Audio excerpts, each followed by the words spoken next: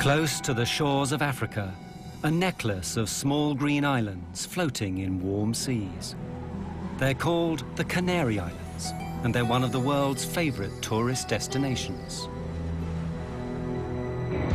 On March the 27th, 1977, two giant aircraft are heading there.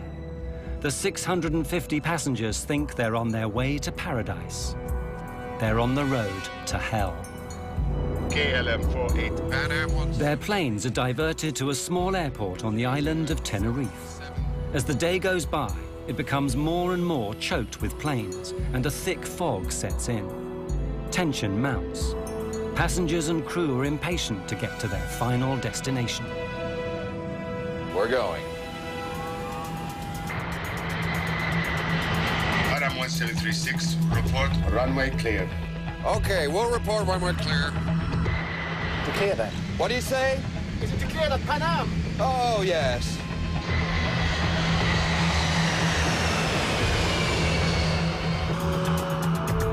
There he is. God damn, that son of a bitch is coming straight at us!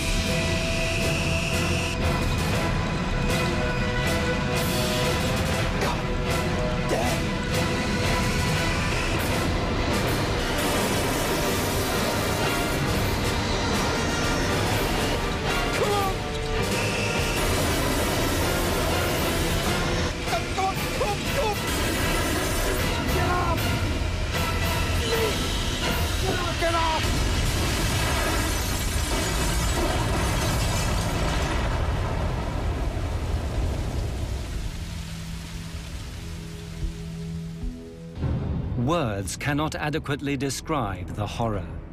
583 people died, the worst air disaster in history. It was all over in seconds.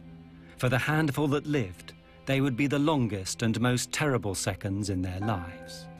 At first, I thought they had gotten to us the bomb. The only thing I could liken it to is if each molecule of air exploded. I looked in the cabin and everything was on fire. I thought, oh my God, we're trapped. We had 28 people in the upstairs lounge. The lounge was no longer on the airplane. Joan was standing there yelling, "Suzanne, take my hand." The engines were starting to disintegrate. I lost Joan's hand very quickly. I had put my hands over my face and said, "Lord, today I'll see you." It was a survival mode that kicked in, and it was just get out of that airplane. I said, "I will jump and try and break your fall." The airplane was collapsing in on people. I immediately thought it was total destruction. Well, I felt so responsible because I couldn't take care of my passengers, and so helpless in looking back and knowing that there's nothing you can do. You can't get back in the aircraft. There's no way to get in it, and it's all on fire. Firemen are there for 12 hours trying to put out the flames, but it's a hopeless task. As the news spreads around the world, everyone wants to know, how could two state-of-the-art aircraft possibly be on the same runway at the same time? All those people dead. What had gone wrong? Who was to blame? Only later would they discover the chain of coincidences, mistakes, and misunderstandings that had led to the biggest disaster in the history of aviation.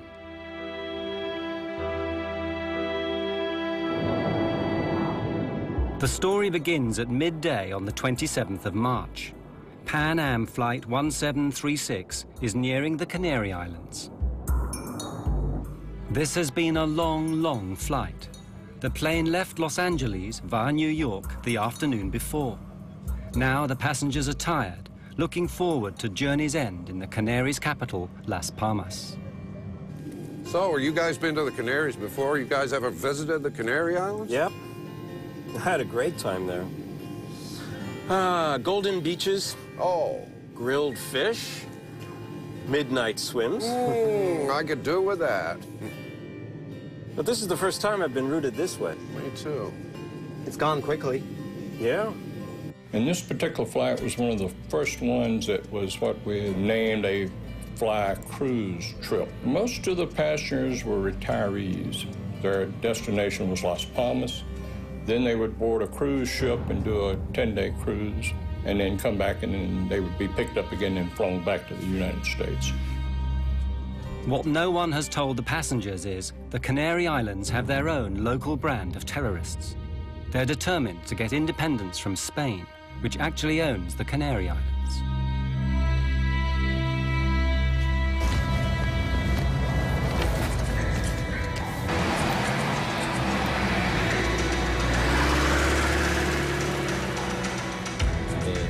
What everyone has to understand is that the Canary Islands are at war. As long as the islands are a colony, they will be at war with Spain. If the Spanish government doesn't agree to our three conditions, we'll launch full armed combat and we'll fight to the very end. Continuerons la lutte jusqu'à la fin.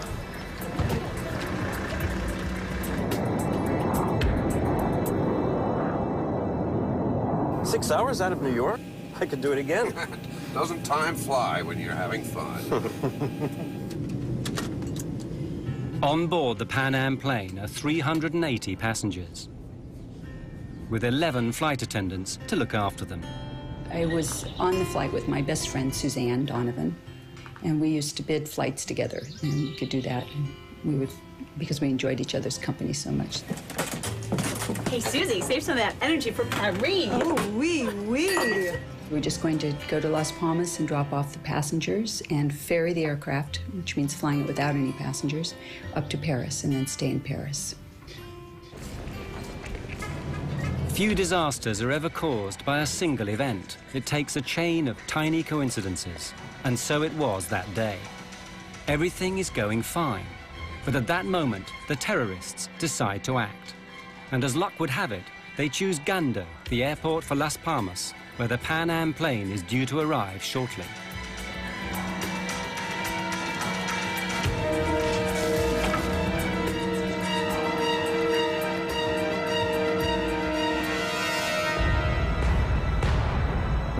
Just ahead of the Pan Am is another jumbo jet from the Dutch airline KLM.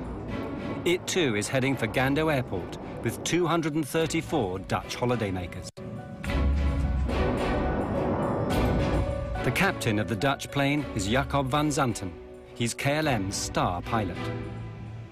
It's his face that appears in adverts all over the world. Van Zanten is so senior, he hardly flies anymore. When he's not in the photo studio, he's in a simulator training young pilots, like the man in the next seat, Klaas Meurs. He'd personally given Meurs his license, something which Meurs is not likely to forget. You're just now looking at the arrival information for Gando? Yeah, I'll program in the alternates as well. We can do the briefing anytime. For future reference, I don't like to leave it this late in the flight, okay? I was just rechecking the procedures. No times to worry about here. Good. Thank you. The Dutch passengers are looking forward to journey's end too, but not all of them are going on holiday. 3 are young tour guides who actually live in the Canaries. They've been back to Holland for a seminar and are now returning to their work. It's true. Back in Holland. Yeah. But I'm glad to be getting back to sunny Tenerife. I mean, how many people can say they have banana trees in their back garden? Yeah, well, a week was just good enough for me. I don't know why they send us back to Holland for those seminars. I mean, really, it's not as if we learn anything. We're not going to suddenly sell more package deals. Hey, we got a free trip home to see our families. I'm not complaining. Well, why don't we celebrate our return to the sweet life and paint Las Palmas town red tonight? Yeah. You both up for it? 3 of us went to Holland for a week. It was a kind of holiday and work. I lived in Puerto de la Cruz. That's a small village in northwest of Tenerife. Yvonne was traveling with me. Walter was traveling with us. And it was nice to see your colleagues every year. It was a very nice atmosphere on board and a very relaxed atmosphere. There are many families on the plane taking an Easter vacation break. Among them, 53 children.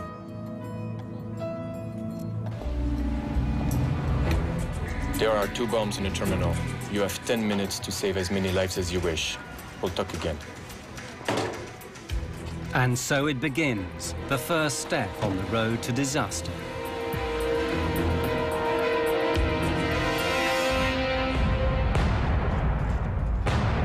On the Pan Am plane, they know nothing of this.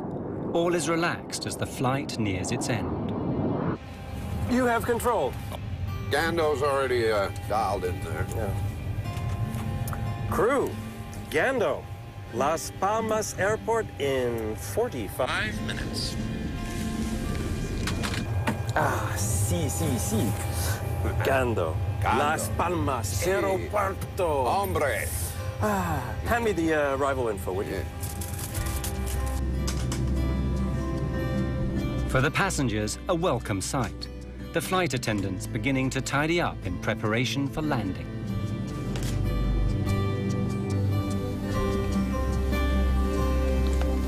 Here are your roses. They still look nice and fresh. Oh, lovely. Yes, a friend of mine gave them to me in the airport. I wish somebody would give me roses like that. Here, take one. I insist. I had worked very hard, and I was ready for a break. I had great anticipation for what we would see and hear and experience. For nearly everyone on board, this is the start of something special, the holiday they've always promised themselves. My husband and I were taking this trip to celebrate our 10th wedding anniversary. It was the first really big trip we've been able to take because we'd been in school forever and didn't have the resources to take a trip like this before. Atención, este es un mensaje de seguridad. Please leave all your belongings behind and exit immediately. All passengers must leave the terminal immediately. Attention all passengers. Leave all your belongings and exit immediately. All passengers must leave the... At Gando Airport, the terrorist bomb explodes, badly injuring a shop assistant. Luckily, she's the only victim so far. Approach. Security here. We've had an explosion in the terminal and we've been told to expect another. We've got to close the airport now. You need to divert all inbound traffic. Of course, right away. Gando, KLM 4805 is with you now. Flight level 350, inbound, request approach. KLM 4805, Gando, the airport is closed. Divert to Los Rodeos Airport via Tenerife VOR. Descent flight level 250. Well, how do you like that? I'm in serious danger of missing my dinner. 250 for you now. 50. This diversion is bad news for the Dutch pilots. They're only allowed to fly a certain number of hours, and they still have to get back to Amsterdam.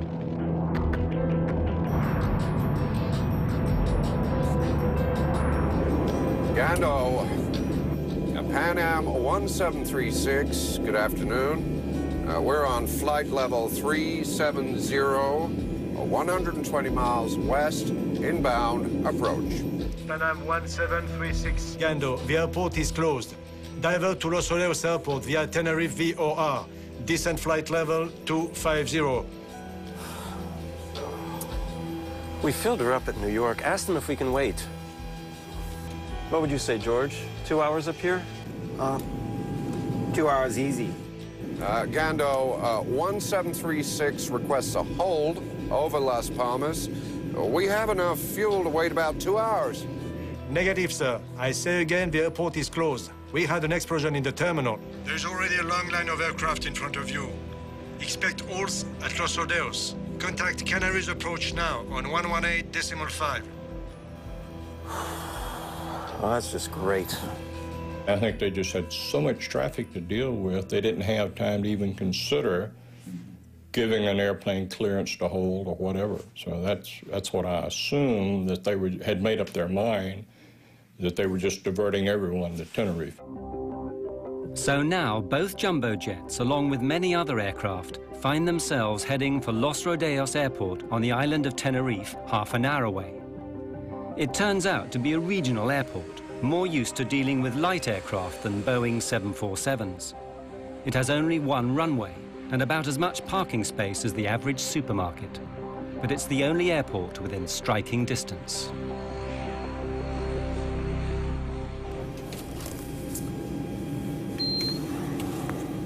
Ladies and gentlemen, this is Captain Grubb speaking. We've just been told by air traffic control to land at Tenerife, which is about a half-hour flying time from Las Palmas. Apparently, there are some difficulties in the airport. We're working the radios up here to see if there's a way that we can get you over to Las Palmas just as soon as we can on the ground. I'll let you know when we have some more information on that. Thank you for your patience. When they made the announcement that we were not going to be able to land right then at Las Palmas, mostly I was frustrated because it had been a really long trip, and I was tired, and time changes and this and that. So I guess I would say the chief feeling was frustration and sadness that we couldn't immediately disembark and get on a boat. People were not happy about this because it was not a good omen, you know. It was not a good omen having this take place. For the air traffic controllers at Los Rodeos, it's not good news either. It's Sunday, and they're short-staffed. In the tower, there are only the two of them. Enough on a normal day, but today there threatens to be as much traffic as a motorway on a bank holiday Monday. The hell are they thinking? What do they want? That makes 4 planes already and 2 747s on their way. So what have we got? Pan Am 747, KLM 747. KLM 4805, you are number 3 behind the 737. Report outer marker. 4805, follow the 737, report outer marker. My God, I've seen postage stamps bigger than this place. God, we're gonna get boxed in here. God damn it. Anyone care to hear about the landing checklist? Klaas, you're flying. You've got to call the landing checklist. Landing checklist, please. Auto brake? On medium, you never know. Runway is short, and on top of it might be slippery. Be careful. Lima Tango 107, you are clear to descend to flight level 80, holding pattern. At Los Rodeos, planes are pouring in one after the other. Sunjet 282, switch to ground now on 118.7. Sunjet 282, switching to 118.7. Good day. God damn it. Of all the days this has to happen, just when Spain is gonna teach Hungary a lesson in football. I don't know. For sure it's bad timing. How are we supposed to get all these planes down? That Sunday, the two controllers find themselves thrust into a situation that's way over their heads. Los Rodeos had never seen so many big aircraft all at once. Contact standby for taxi clearance. Sunjet will take your place. You can begin your taxi just after it passes behind you. Brake, Spantax, hold on. Hey, say, where are you gonna put the KLM? Next to the breathing 737. No choice. Still waiting for the Pan Am 747. Yeah, but that's 2 large carriers. It won't be easy to handle. You gotta leave some room for these other planes that want to roll. Pan Am 1736, leave level 230 now for level 120, call back crossing 180. The Pan Am plane begins its approach. Now 1736 cleared to flight level 120, report crossing 180. The passengers are fed up. After 13 hours in the air, they're wondering when it's all going to end. Say, why the diversion? Is anything wrong at the airport? No, just a slight technical difficulty. It'll be cleared up in no time. Nothing serious? No, nothing to worry about. At the back of everyone's minds is, how long is this diversion going to last? Is it going to jeopardize their cruise? Will they miss the boat? Their tour guide reassures them. Hello, everyone. This is Bo Moss speaking. Ladies and gentlemen, our cruise ship, the Golden Odyssey, has got its engines running and will, I've been told, come out to pick us up if this delay should continue. So it will be just a few minutes longer. Please bear with us.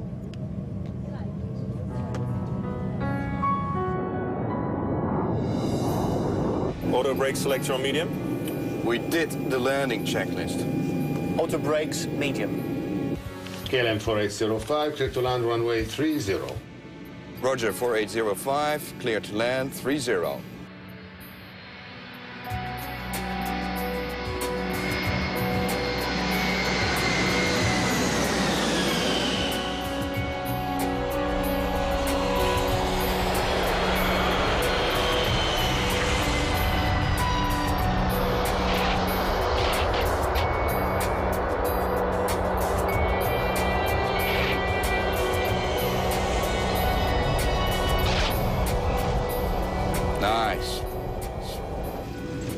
effortless landing. Nice and smooth. Grandma didn't spill her tea. Next time, just get the plane stopped. Don't eat up all the runway. You never know. Okay? Right. I think he wants us to park parallel to the 737. All right. You've got room on my side. You can turn. Stop. Brake here. Stop. All right. That'll do. That'll do. Good, good, good. Los Rodeos grounds, KLM 4805. 4805 ground? Yes. Any idea how long we're going to be here? Negative 4805. We're waiting for the word from Gondo. Well, then, we need to get our passengers in the terminal so they can be more comfortable. How many passengers do you have on board? 273 passengers. I'd rather not have them in here moaning and complaining. Roger, we're sending a passenger bus. Thank you. But this might only take a few minutes. Or it could be hours. You want to tell them to stay in there? The controllers are now stuck in the middle of a traffic jam, the likes of which have never been seen before at this airport. The tarmac is getting bumper to bumper. Miguel, take a look at this. Make it fast, man. We already got 2 aircraft blocking Charlie 1 and Charlie 2. The only option is to start lining them up down here. Not everyone's gonna make that turn onto Charlie 3. I already thought about that. We can squeeze the Pan Am 747 through here. How do you get them out if we ever do get them out? We'll have to backtrack them. Taxi down here, turn around, take off. He's gone, do the next one. We'll be here all night, you know that, right? Or you can go out there and pave us another runway. Maybe I do. Rodeos approach, Pan Am 1736. There is some method in their madness. Sooner or later, they'll have to get all these aircraft out again. Since all the taxiways are blocked with aircraft, what they propose to do is to use the main runway as a taxiway instead. The planes will take it in turns to taxi down to the far end, turn round, and take off. Ladies and gentlemen, we apologize for this delay. While the flight crew... The Dutch plane waits on the ramp. Its passengers should be spending this afternoon on the beach. Instead, they learn they're going to spend it hanging around the departure lounge of a small airport. No. We're going to visit another airport first, Los Rodeos. Then we'll be going to Las Palmas. Los Rodeos? Yes. Go on. Let's get your shoes on. It is weird. Robina, Walter and Yvonne actually live and work on this island. So when they eventually get to Las Palmas, they'll have to get another plane to bring them straight back again. Well, maybe we could get off here. Yeah, and what about our bags? You're so materialistic. Just because you want to see Paul doesn't mean the rest of us have. Robina wants to see her boyfriend Paul in Tenerife tonight, not spend it in Las Palmas. I miss him so much after this week in Holland. I could skip Las Palmas, to be honest with you. We're moving. Let's go. Bye. See you. Bye. You all right? Yeah. You don't look it. It's not right. There's all these planes.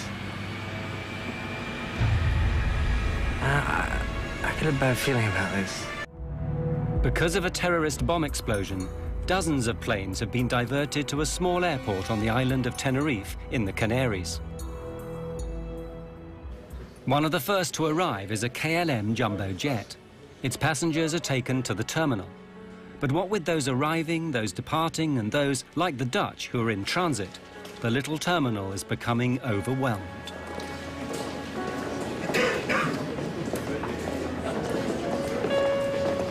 Pan Am 1736, short final for 30. Pan Am 1736, clear to land, 30. And now the Pan Am is arriving, just to make matters worse.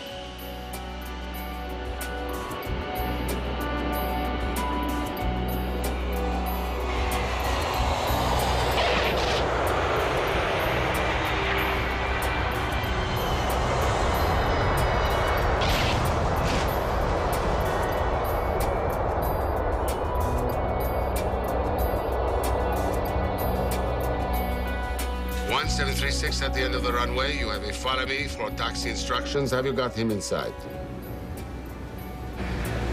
Affirmative, sir. 1736, you will be just behind 3 other planes. Have you got them inside? Looks a bit tight in there. 1736, be careful of your jet blast. When you turn, there's a plane just next to you.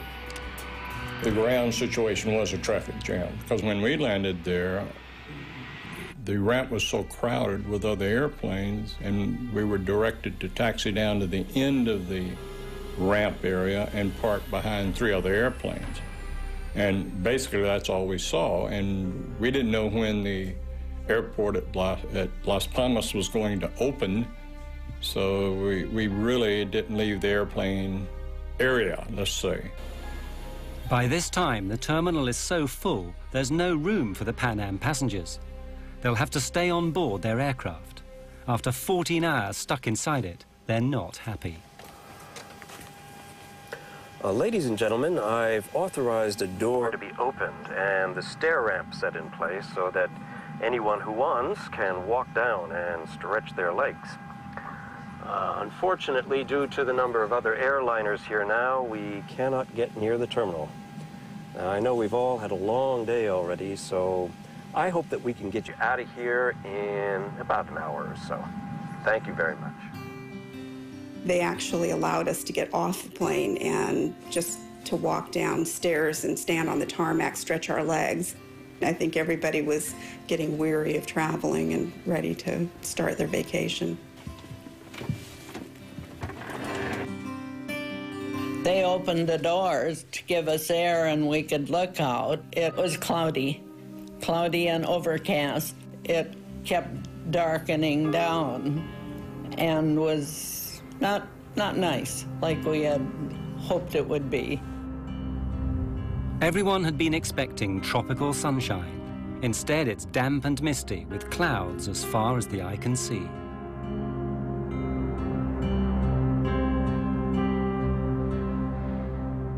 I'm worried we're going to get caught by this fog. All we need now is for them to close down that runway. Yeah, we need them to get a move on, or else we'll be spending the night here, and then hello duty time limits. Any idea of how much longer we've got before we need to get another crew down to take over?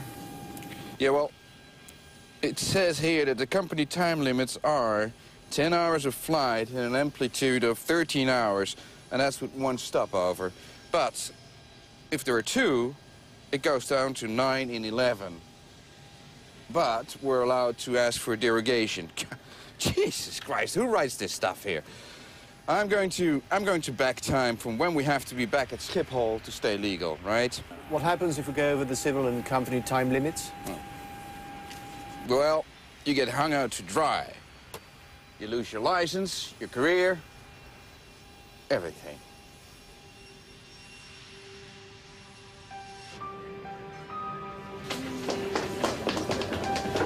That's it, it's all settled. We can stay here in Tenerife. It's so stupid to go to Las Palmas now. We just have to come back tomorrow. And Paul's waiting. Let's get a taxi. Hey, slow down. Can't Paul wait another 24 hours? And they were making plans, you know, we're going to have dinner here, and then we're going to have a drink there, and we just wanted to go back to him. In the end, it's love that saves Rubina. I met Rubina in December 1976. I fell in love, and we've never been separated. No, again, afterwards. Why don't I pick up the bags and see you guys and stay together? Stay. You know, Walter and I actually know how to have a good time without you. Yeah. You'd just be a drag anyway, thinking about Paul the whole time. Really? Right. Excuse me. Is everything all right? Yes, we're all right. I am a bit peckish, though. Maybe we could get something to eat. I'm sorry. There is nothing left on board. Maybe just a cup of coffee and a biscuit? Not even that. I'm sorry. I really am.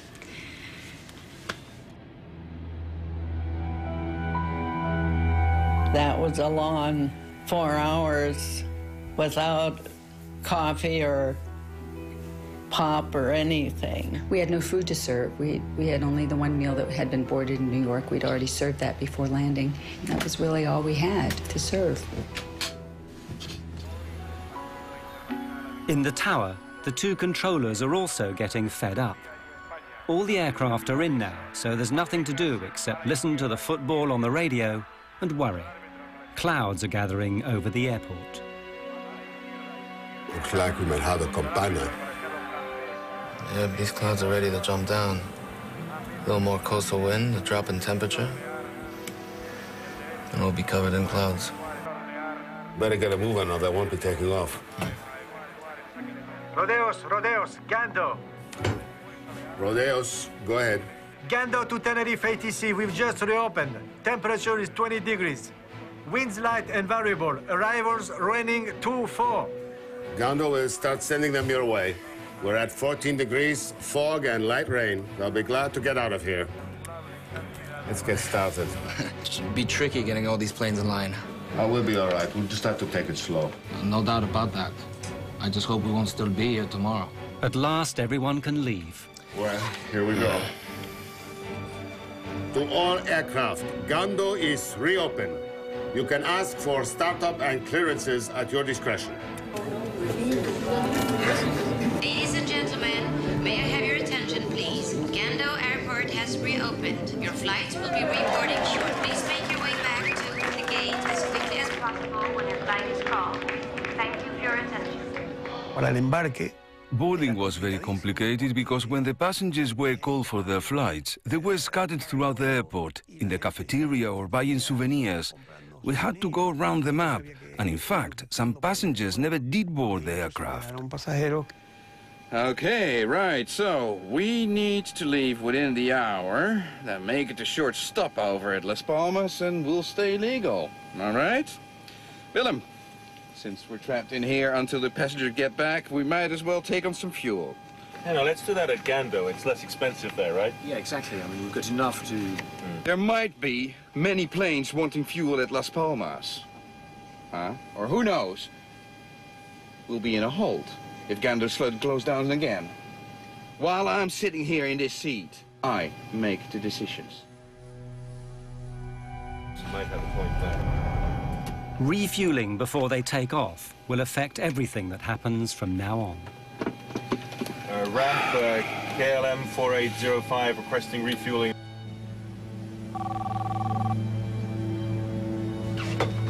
Yes? We're going to refuel during passenger boarding. Apply the necessary security measures. Information lights on, toboggans armed for doors without step ladders. And do you know when we will be in the air again? My crew is starting to wonder about their shift time.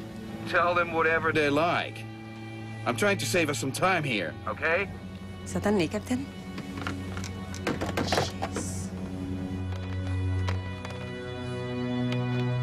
In order to keep the weight down at takeoff, the normal practice is to take on just the amount of fuel you need, plus a margin for safety. But the Dutch captain takes on 55 tons, enough to get him not just to Las Palmas, but all the way back to Amsterdam. That decision will have unexpected consequences for everyone. KLM 4805, passengers continuing to Las Palmas, Canal Port. Inside the terminal, all the passengers are called to rejoin their flights, but 2 Dutch children are missing. They've slipped outside to explore. You go this way, I'll go check the bathroom. Let's meet at the gate in 5 minutes. All right. Meanwhile, Rabina is trying to get off the KLM flight. Although I do understand your wish to stay. Yes, this is where I'm coming tomorrow, so there's no point in going all the way back to Las Palmas. Yes, I guess this is just against company rules, and as much I would like to help you, I'm afraid you must take this pain. I guess you can't change the rules just for me, but there's no harm in trying, right? Have a nice day. Thanks. KLM might not be willing to bend their rules, but Rabina decides to bend them anyway. Problem? Kind of. What? But I'm staying anyway. They'll just have to arrest me. I'll pick up the bags for you. Thanks. I'll walk to the door with you guys so that my friend here thinks I'm taking the plane. Let's go. Come on.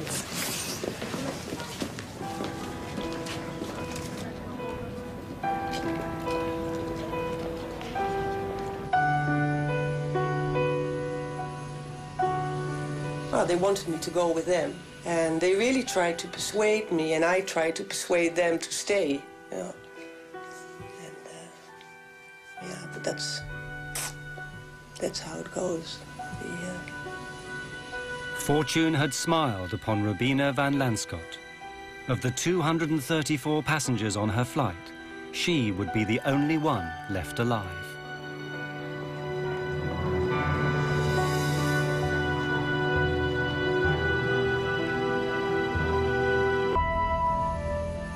The temperature is 14 and falling. The dew point is 12, not a good sign. The visibility is going to drop like a rock.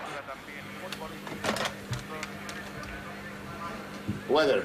Hi guys, it's Fernando. What's the current visibility? Got it. Keep us posted if it changes, okay? In the meantime, we're going to let them go. The controllers need to move quickly before the weather closes them down. But some planes can't move. Rodeos ground. Pan Am 1736 request clearance. Las Palmas latest weather and taxi instructions. 1736, there's a delay for you. The KLM in front of you is refueling. Oh, come on, let's try to get around him. But there's going to be a revolt back there if we don't get moving soon. Ground, we'll try to sneak past him here. The Pan Am captain does his best. He starts his engines and tries to squeeze past. But a 747 is nearly 200 feet long. It's not built for squeezing. Damn, not enough room. George, why don't we get a breath of fresh air and take a look?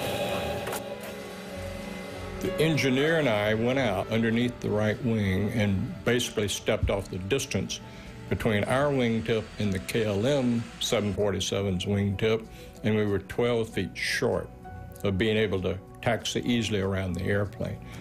For the sake of 12 feet, hundreds of lives are going to be lost.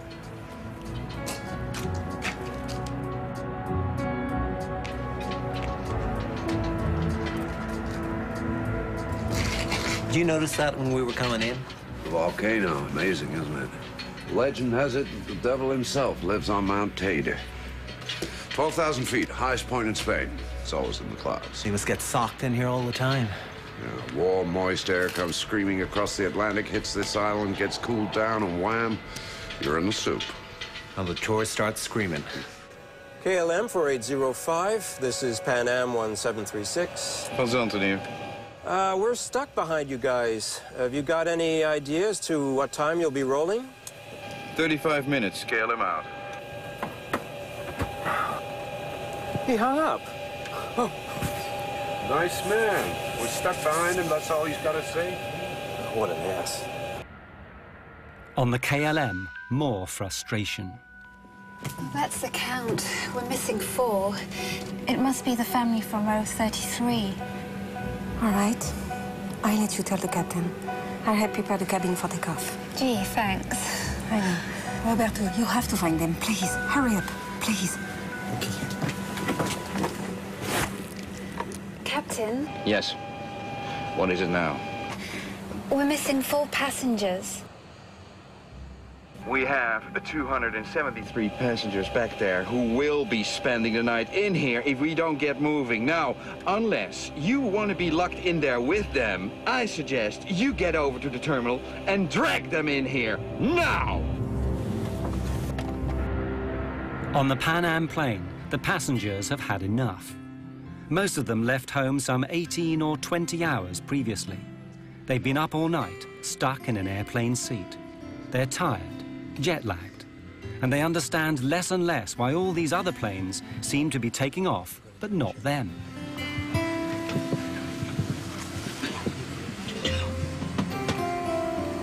My friends, I know it's been a trying afternoon for all of us. But when we are finally on board the Golden Odyssey, you will be pampered day and night. Your own private telephone will give you access to room service at all hours. A twist of the button will give you just the right temperature. Queen-size beds will make you forget these airplane seats.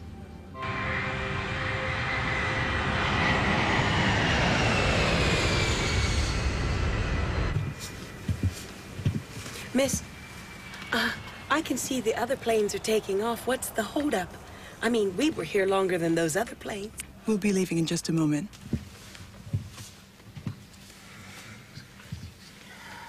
Keep thinking of Paris, I guess. You can keep thinking about it. Yep. Moulin Rouge, maybe? The old Moulin Rouge. Dancing girls? Dancing girls. Da, da, da, da, ya, pa, pa, pa, pa, pa, pa. Da, ya, ya, pa, pa, pa, pa, pa, pam. Da, da, da, da, ya, pa, pa, pa, pa, pa, pam. Dum, dum, dum, pa, pa, whoop, pa, pa, pa, pa, pa, pa, pa, pa, pa, pa, pa, pa, pa, pa, pa, pa, pa, Bum, bum, bum. You ever get there? We get there. Around about this time, the ground controller, Roberto, manages to find the two missing Dutch children. Where have you been? Come on. Hurry up. They're only waiting for you to take off.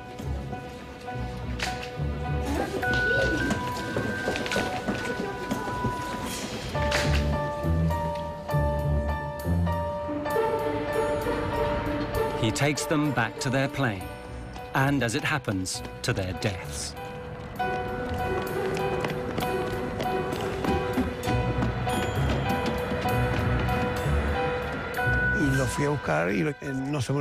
I'll never forget that. If I hadn't found them, they'd be alive today. But was it destiny?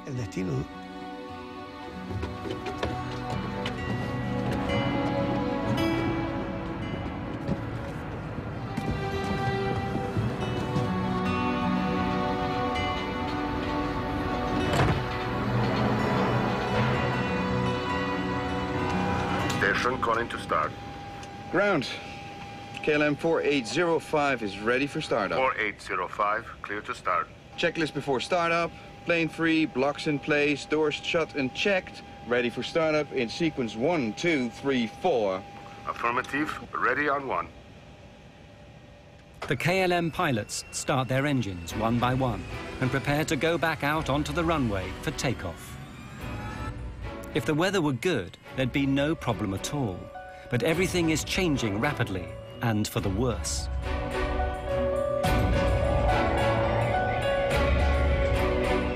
That's it, company is here. Visibility is right down. We've fallen from 10 to 3 kilometers in the past half hour. But there's good wind. There will be some hole. Yeah, but let's face it, the weather is not going to get any better.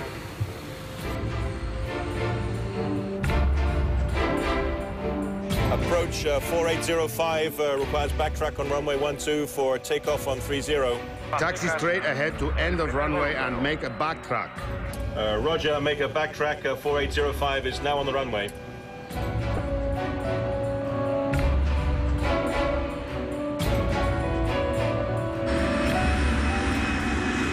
The KLM is now back on the runway. The Pan Am prepares to follow them a few hundred meters behind, through the fog, which is getting thicker by the minute. Pan Am 1736, ready to start. Pan Am 1736, you are clear to start. Thank you. Please make sure your seat belts are fastened, your tray tables are closed, and your hand baggage is stowed beneath the seat in front of you. The weather's taking a real dive here. Yeah, looks like we're getting sucked in. Hey, ask him to turn down the fog machine, will you? Pan Am 1736 clear to taxi on runway following the KLM. Pan Am 1736 following KLM. Basically, our instructions were to follow KLM, to backtrack down the runway. Now, backtrack means that you're taxiing down the runway in the opposite direction of the takeoff, following KLM. 335 tons of Boeing 747 turn out onto the runway. At first, traveling at about 15 kilometers an hour, but not for long. A fog bank started on the right hill. This particular airport is situated between two fairly big hills. And we saw the fog bank come off of the right hill and proceed down and stop right on the runway. So our visibility went from unlimited to 500 meters. we lost sight of the KLM airplane. I'll have 2 planes sailing on the runway. Keep some healthy separation. Visibility is dropping every second. Yeah, they can't see much out there. They certainly can't. The KLM plane is groping its way through fog.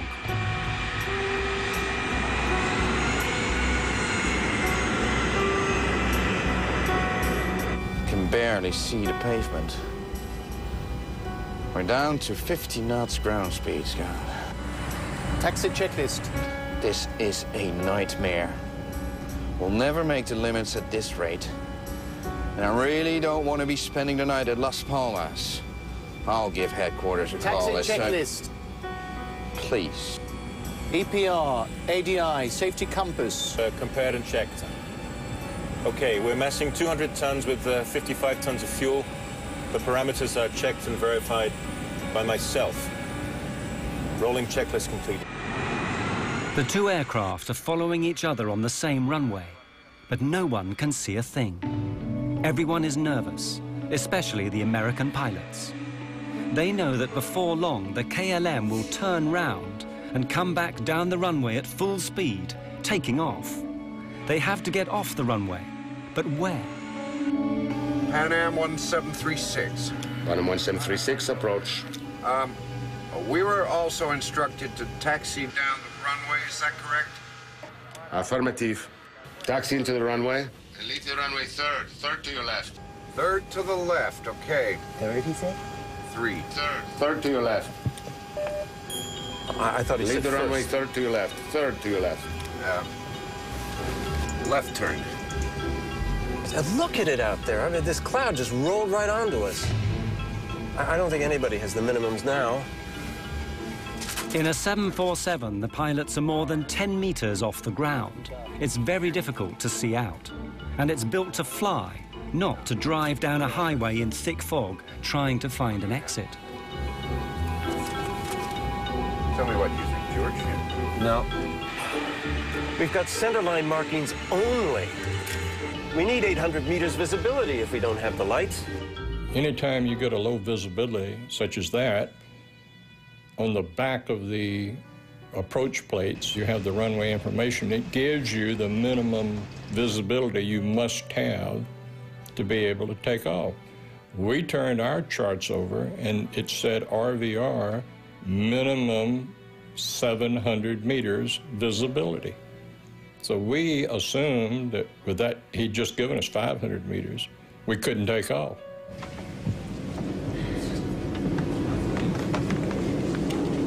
My feet are killing me. Something tells me this isn't going to be over anytime soon.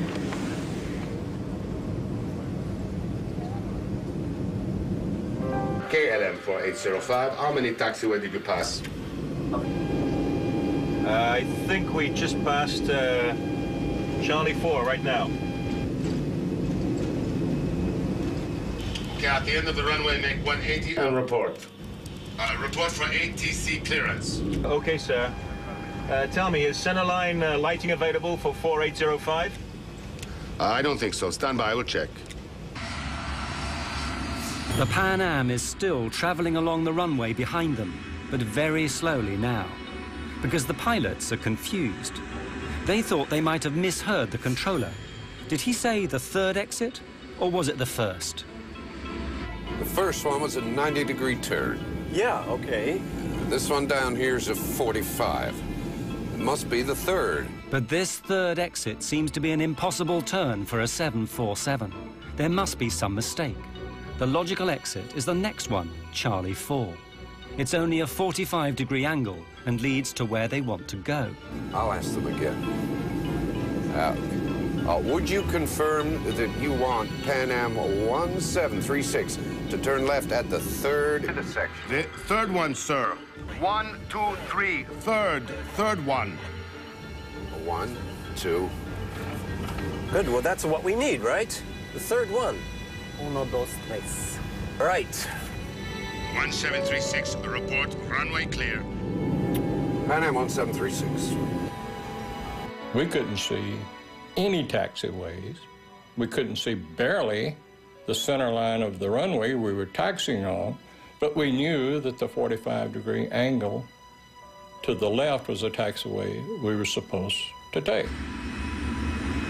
1 kilometer ahead and out of sight in the fog, the KLM is nearing the end of the runway. 4805 and Pan Am 1736, for your information, the center line lighting is out of service. 4805, we copied that. Why am I not surprised? Wouldn't make any much difference anyway. You need a bunch of searchlights to punch a hole through this mess.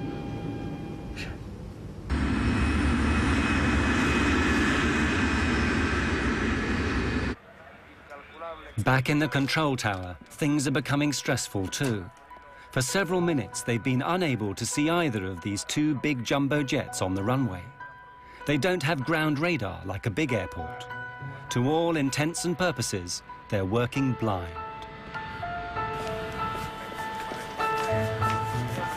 I lost them. I can't see no visual contact. I hate walking like this blind when the planes are on the ground. Even they don't know where they are.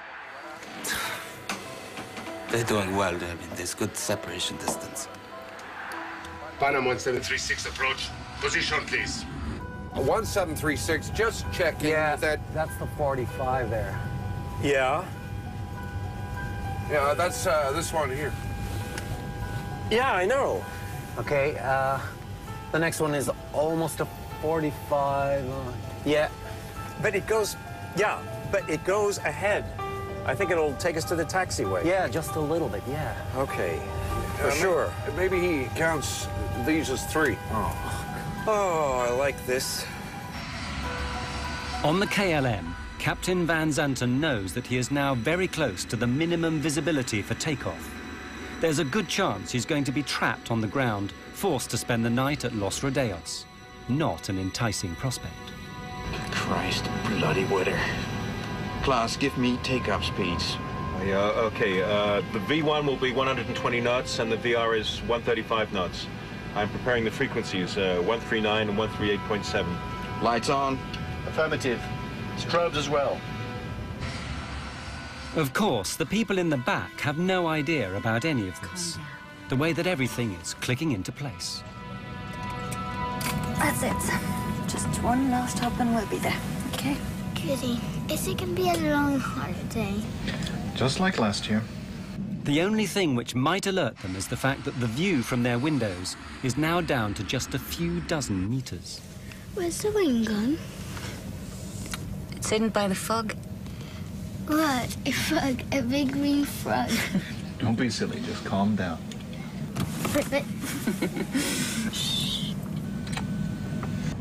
Chewing gum to pop your ears? Yeah, sure. Thanks. I wonder if Rubina will have a good time tonight. Oh, are you worrying about her? Oh, she always manages to have a good time. That's true.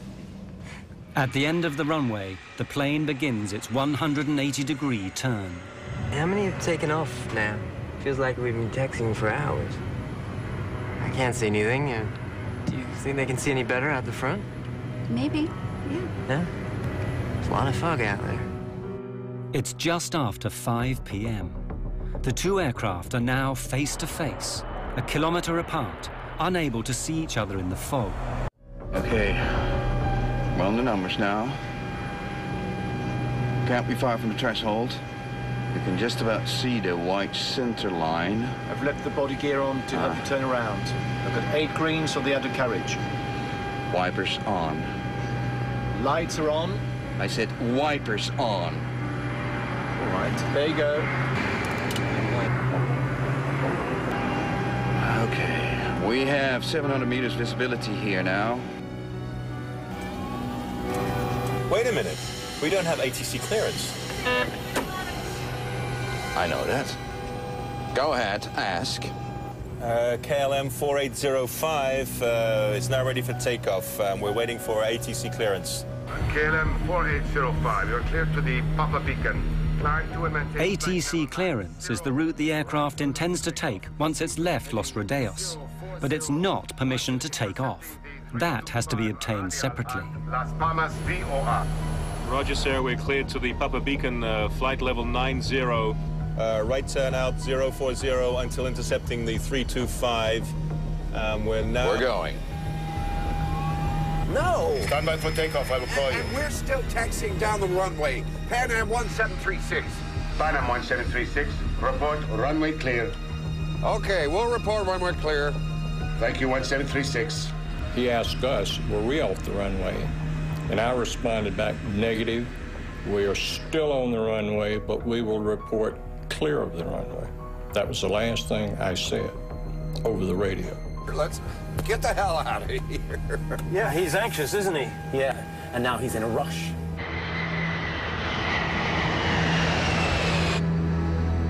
We were only taxiing at 3 miles an hour. Nothing in my mind would have even given me the thought that he was taking off.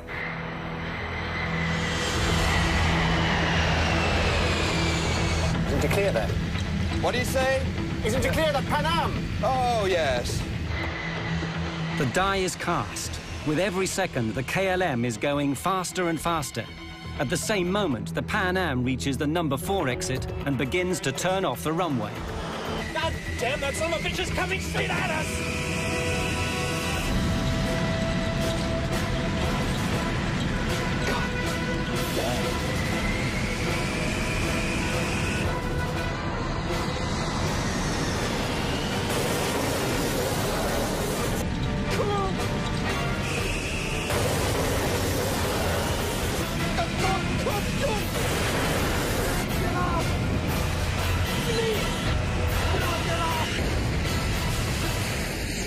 When he hit us, I didn't think he'd done us that much damage because the airplane very quickly shuddered.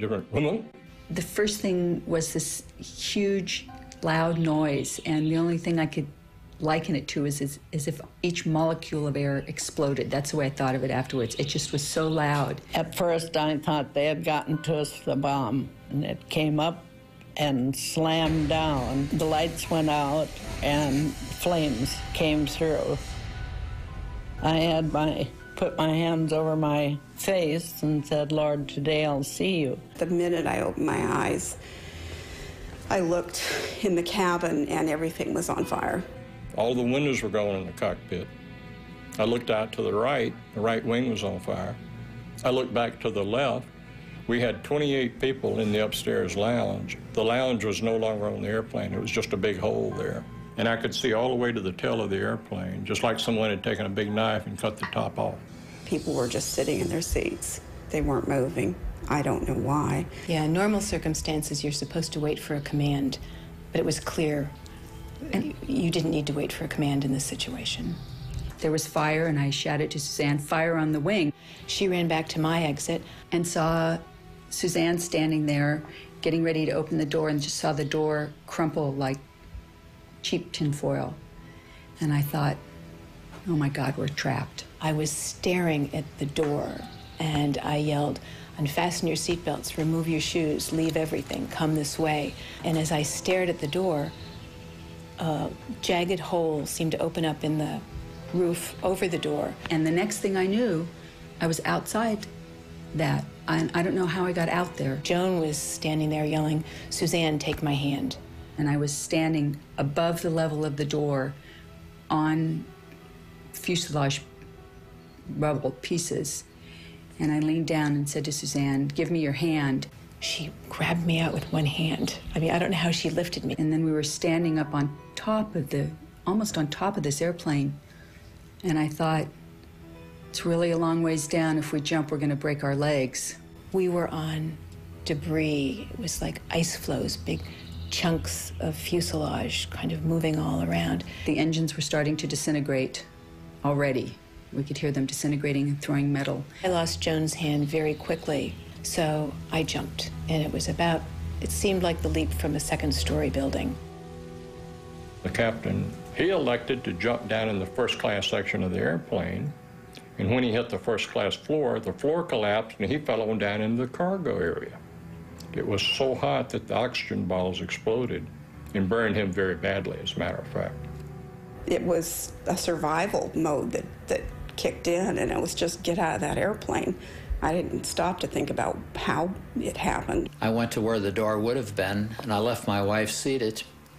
And then it came to me, what am I doing? Where's my wife? So I turned around, and she was coming. And I said, I will jump and try and break your fall. My husband was sitting to my right, and I undid his seatbelt and kind of pushed him out of his seat to get him moving. And we headed for the door that was closest to us. And it was engulfed in flames, and there was no way to exit that way. I looked over, and at some point, someone had opened the other door, which was amazing to me.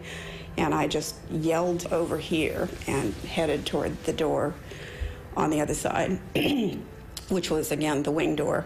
In the haste to get out of the burning plane, Karen became separated from her husband. He died in the flames.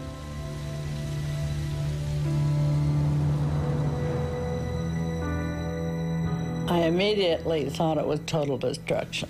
It never dawned on me that I would make it. But I thought, hey, you know, do something. Don't just sit there, do something. I just went over the seat backs, and I'm not that athletic really, but I went over 3 rows of seats. One man was sitting there looking like I need help, but I couldn't help him. When KLM hit us, all communication stopped. The tower called and couldn't get any response from either the KLM or ourselves. There was an airplane in the holding pattern right above Tenerife.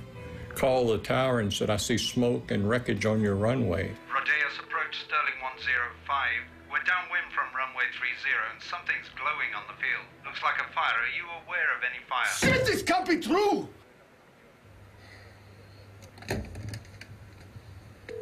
Come on, come on! Come on, come on! He hits the emergency warning. After KLM hit us, he went on down the runway and hit on the runway 1,500 feet down, closer to the tower. So when the fire truck and the ambulance came out, they got to him first.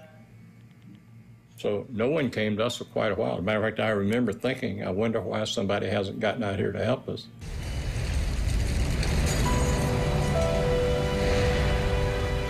It's complete bedlam. In the fog, the fire trucks don't know where to go. When they eventually find the Dutch plane, it's hopeless. Everyone's dead. And the whole time, they don't realize there's a second plane a short distance away, hidden in the mist, with people waiting to be saved. It's another 20 minutes before the Pan Am plane is discovered. Only 20% of the Pan Am passengers get out alive, and most of them are gathered on the left wing, which has somehow miraculously remained intact.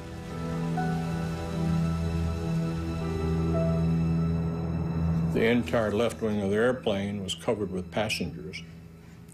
And it turned out there were probably 45 to 50 passengers out on that wing. I've never asked anybody how high the wing is from the ground on a 747, but it looks to be a very long ways.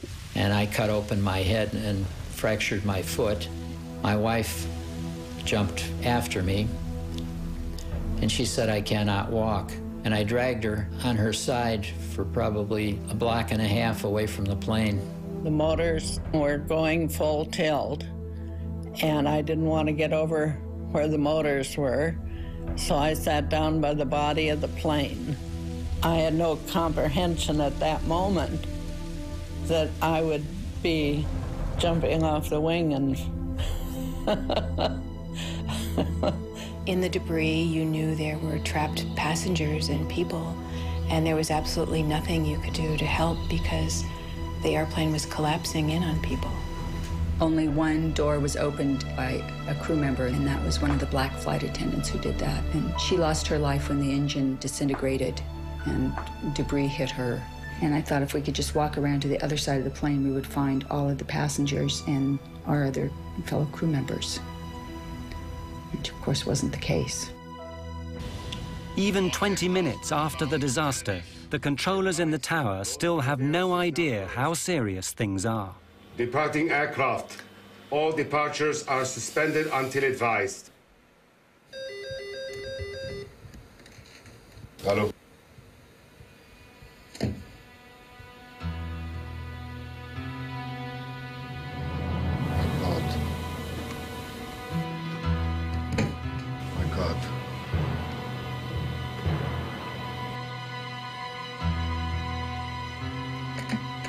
I'll get a local fire out of here.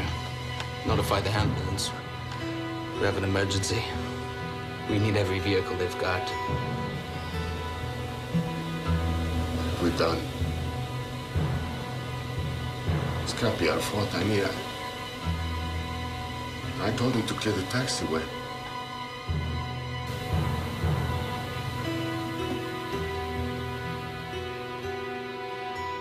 When I got out on the ground, I could hear people screaming and yelling and all. Within about 5 minutes, you heard absolutely nothing. There was no noise at all, just the airplane burning. I asked one of our medical directors later on what he calls that, and he said that when you have a fire that hot and that much of a fire, it consumes all of the oxygen in there, and people basically suffocate. I felt so responsible because I couldn't take care of my passengers, and so helpless in looking back and knowing that there's nothing you can do. You can't get back in the aircraft. There's no way to get in it, and it's all on fire. Of the KLM plane, very little remains. It had continued flying for another 400 meters before slamming into the ground. The 55 tons of fuel it had taken on ensured that everyone on board died in the fiery explosion. It was personal vehicles, cars and trucks that seemed to come onto the grass and gather up people. About 75% of our surviving passengers got to the hospital in taxicabs. It was a wild, crazy ride as we were going to the hospital. The skin was hanging on both hands because I had received burns, but it hadn't affected my eyes. I had blood all over me, and I walked up to somebody and said, "I'm a doctor, can I help?" And the guy that I said it to had the oddest look on his face, just this very wan smile, and he just shook his head, and then I immediately went into a coma. Word soon gets out, and in the hours that follow, the international press begin to arrive, and the first news is flashed around the world. Rescue workers are still going through the wreckage of the 2 jetliners this morning in the Canary Islands. They're looking for the bodies of victims in this worst accident in aviation history. 2 jumbo jetliners, 747s, collided on the ground at the airport at Santa Cruz de Tenerife yesterday morning. One was a Pan Am charter from Los Angeles that picked up more people in New York before flying to the Canaries. The other was a KLM charter from Amsterdam in the Netherlands. They set up a morgue in one of the hangars, and it was huge, and they had all of the nearly 600 bodies in that particular hangar, or temporary morgue. The death toll rises to 583 people, nearly twice as big as any previous accident.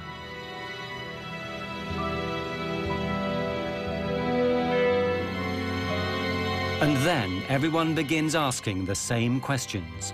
How and why could 2 state-of-the-art airliners smash into each other on the same runway?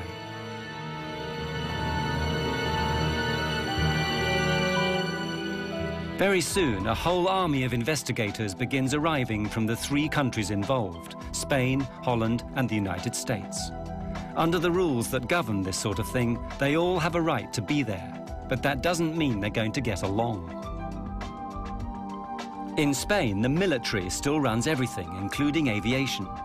When the American team from the National Transportation Safety Board arrives, the Spanish general in charge won't even let them into the room. I sneaked in, and I went to the general and told him, "The general, my name is Luis Carmona. I represent the U.S. government, the NTSB, and I am here to participate in the investigation." He answered back to me, "I represent the king, and you get out." So as I was walking out, he looked at me again, and he said, "Hey, you don't look American." And I told him, well, yes, I am an American, but I was born in Cuba. And he said, well, so did I. I was also born in Cuba. So he turned around and he asked me questions and asked me to bring my team in, and we started doing the accident investigation then. The investigators discover the chain of coincidences that had led remorselessly to the deaths of 583 people. If any one of them had not occurred, neither would the accident. The first had nothing to do with airplanes, a terrorist bombing perpetrated by a small group fighting for their independence. Their intent was to create publicity for their cause. In that, they certainly succeeded. There are 2 bombs in the terminal. You have 10 minutes to save as many lives as you wish.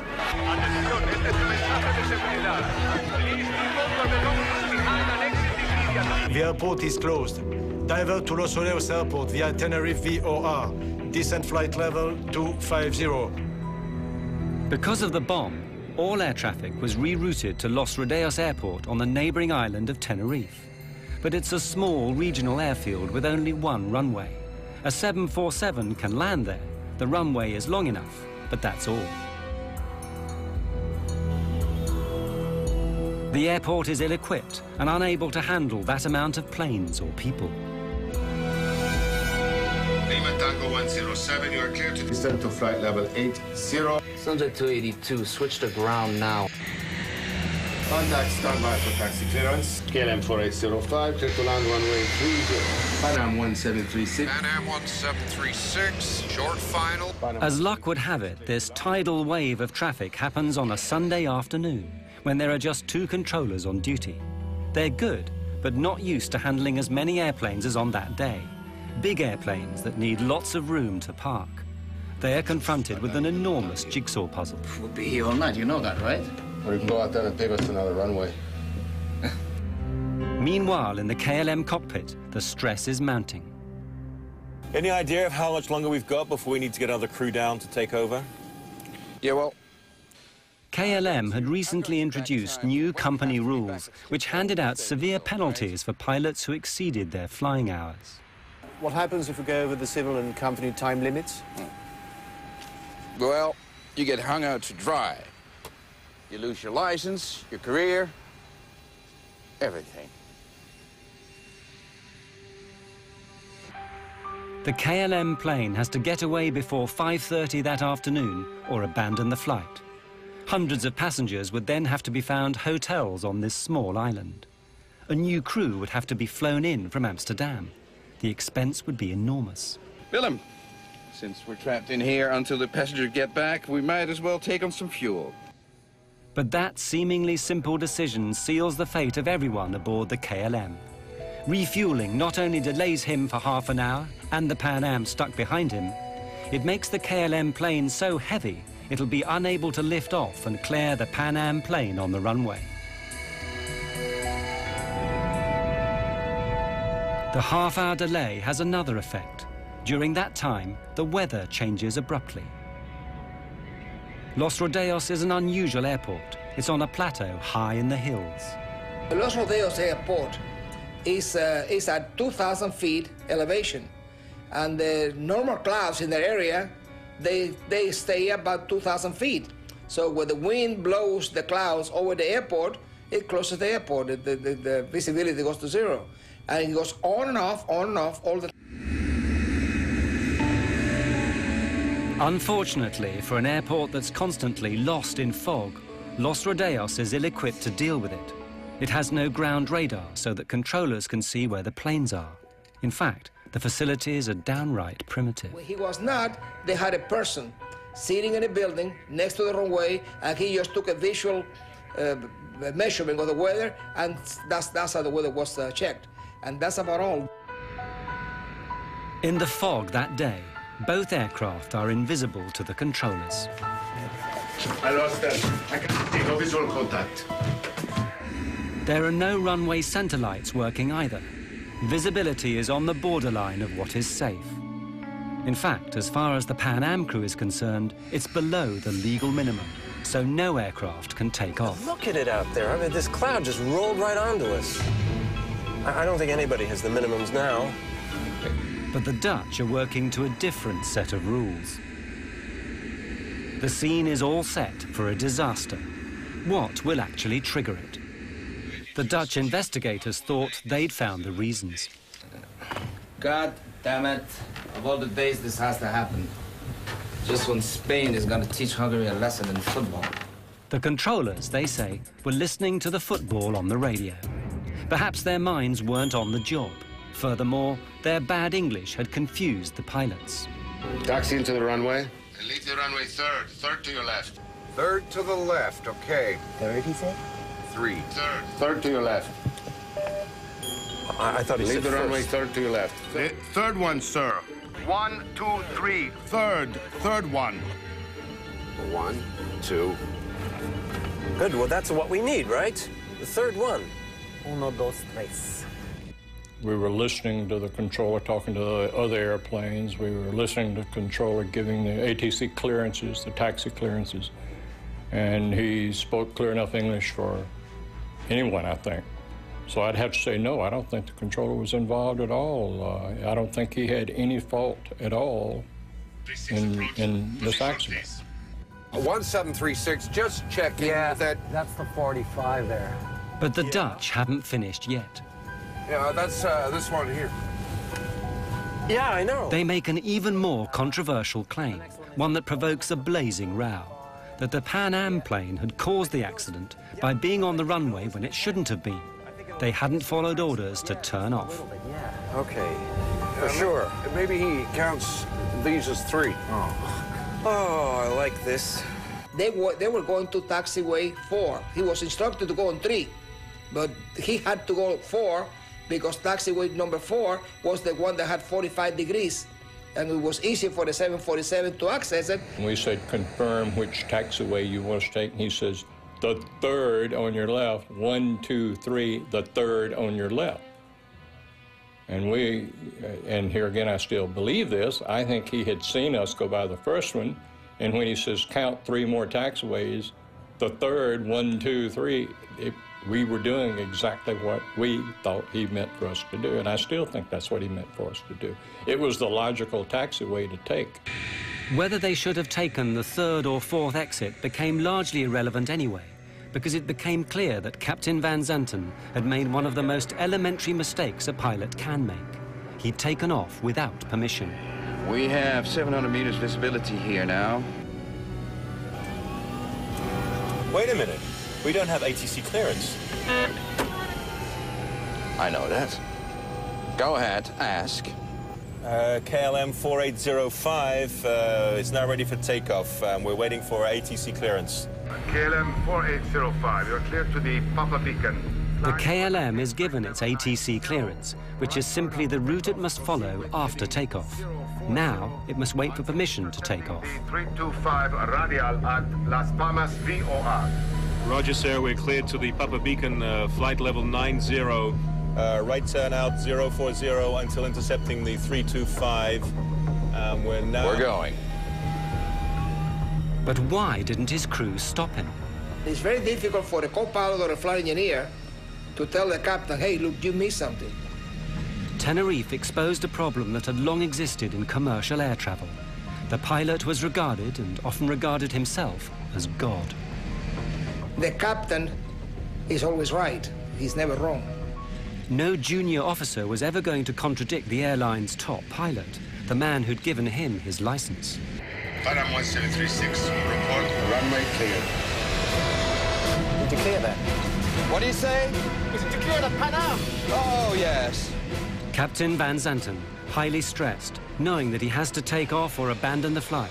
His crew, aware that he's done wrong but frightened to tell him. Disaster is now inevitable. God damn.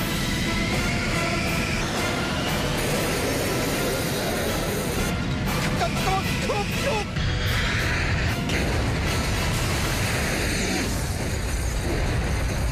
The official report is written by Spain. It blames the accident on Captain Van Zanten's decision to take off without permission. The Dutch refuse to accept it. They publish their own report, blaming language difficulties and the general confusion at Los Rodeos.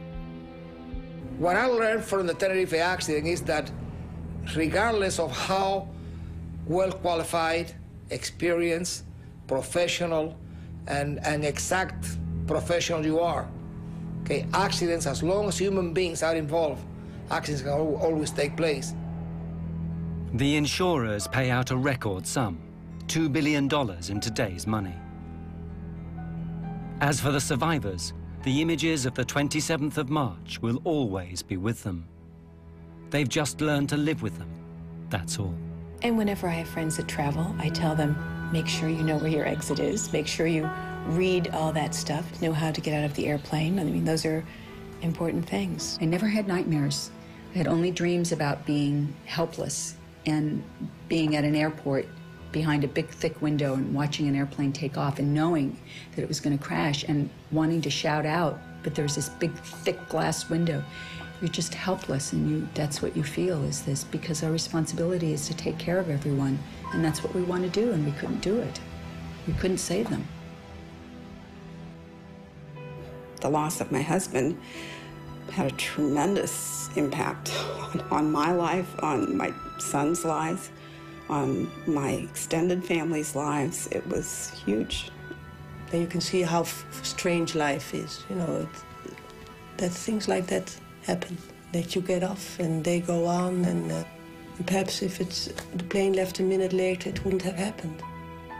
I think it brought home to me how quickly you can leave this life and how everyone should enjoy life every and each day as much as you possibly can. Well, after the crash, I decided to start a family. I thought maybe I will stay home and have children. I thought, you know, my friends have died, and if I let myself sit in this little apartment, it's going to be as if I'm curled up and died, and that's not fair to them. I can honor them best by living a life, a full life, and not being afraid. I am blessed because I do not have any horror left over from the accident.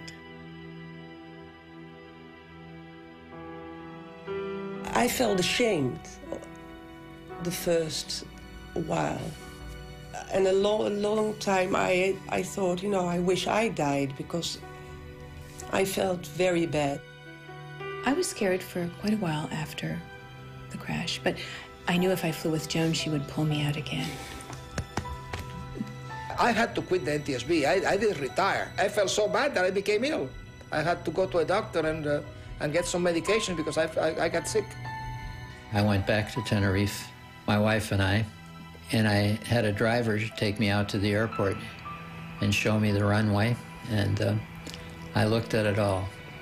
I did it all over again. And then I went back and took the Golden Odyssey steamship from the Royal Cruise Line to sort of complete the situation which I had missed.